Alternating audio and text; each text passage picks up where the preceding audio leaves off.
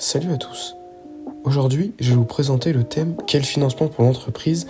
avec Decathlon comme exemple principal, histoire de perdre personne.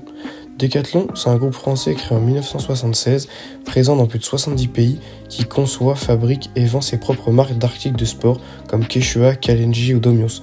En gros, Decathlon, c'est un peu les Avengers du sport.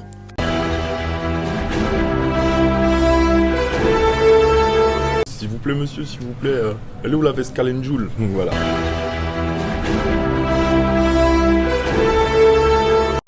Pour fonctionner et se développer, l'entreprise doit trouver des financements adaptés à ses besoins. Les financements, c'est juste l'ensemble des ressources d'argent dont une entreprise dispose pour fonctionner et investir. Une entreprise comme Decathlon a deux grands types de cycles financiers. Le premier, c'est le cycle d'exploitation, acheter, stocker, vendre. Pendant ce cycle, il y a un décalage entre les paiements fournisseurs et les encaissements clients. Ce décalage crée un BFR ou besoin de fonds de roulement. Le BFR, c'est l'argent dont l'entreprise a besoin pour financer son activité quotidienne. La formule, c'est le stock plus les créances clients moins les dettes fournisseurs. Chez Decathlon, les clients paient à comptant alors que les fournisseurs sont payés plus tard. Résultat, le BFR est faible ou négatif. Le deuxième, c'est le cycle d'investissement, ce qui concerne le long terme. Cela comprend les achats de magasins, d'entrepôts ou de logiciels.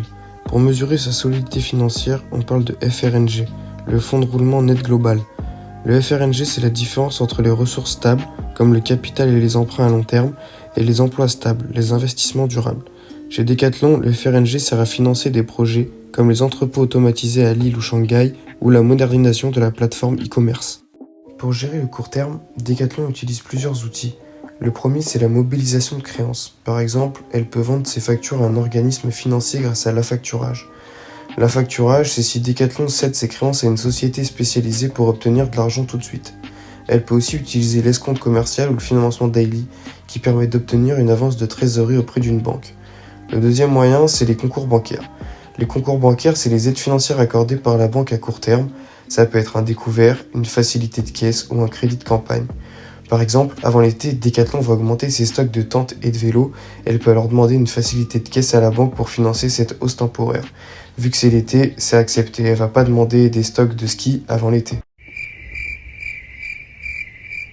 Pour le long terme, Decathlon utilise deux types de financement.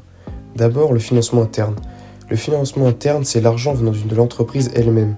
C'est par exemple l'autofinancement. Decathlon garde une partie de ses bénéfices pour ouvrir de nouveaux magasins ou améliorer ses outils digitaux. Et si besoin, la famille Mullier, propriétaire du groupe, peut augmenter le capital. L'augmentation du capital, c'est quand les propriétaires rajoutent de l'argent dans l'entreprise.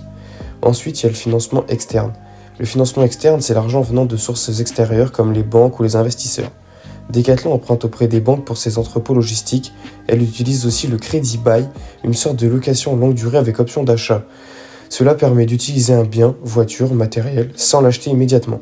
Enfin, certaines filiales testent des innovations via le crowdfunding et le financement participatif pour impliquer les clients.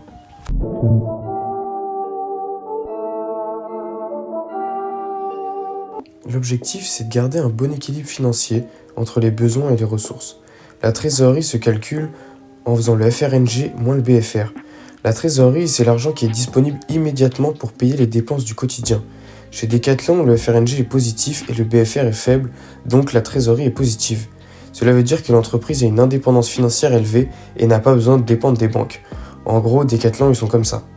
Ah, je suis bien! Oh là là, qu'est-ce que je suis bien!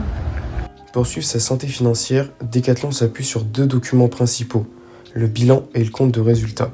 Le bilan, c'est la photo du patrimoine de l'entreprise à un instant T. À l'actif, on trouve ce que possède l'entreprise, magasins, stocks, brevets.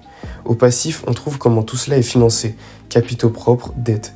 Le compte de résultat, lui, montre l'activité sur une période, les produits, c'est-à-dire les ventes, et les charges comme les salaires ou les achats.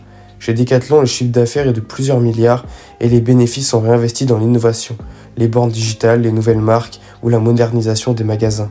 Pour conclure, le financement d'une entreprise dépend toujours de ses besoins à court terme et à long terme. Decathlon est un excellent exemple de gestion équilibrée, un BFR maîtrisé, une trésorerie stable, des investissements réguliers et un financement varié entre ressources internes et externes.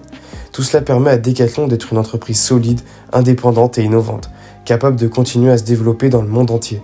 Je bombarde, y'a personne qui m'arrête, j'appuie sur la gâchette, tout le monde est en stress.